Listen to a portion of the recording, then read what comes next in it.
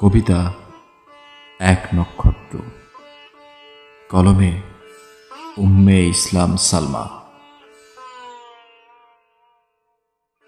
হাজার মাইল পথ পাড়ি দিয়ে চলেছি এক নক্ষত্রের পানে। মাঝে মধ্যে হালকা আলোক রশ্মি ছুটে এসে বিচ্যুতি ঘটায়, তবু হেঁটে চলি।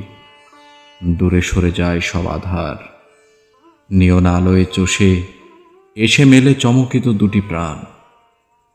পৃথিবীর সব রং ফিকে হয়ে যায়, তার ফিরে আসার ক্ষণে রঙিন দুটি হৃদয় শুধু জাল বনে।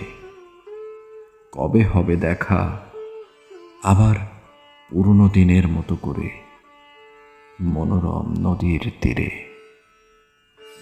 শত সহস্র লোকের ভিড়ে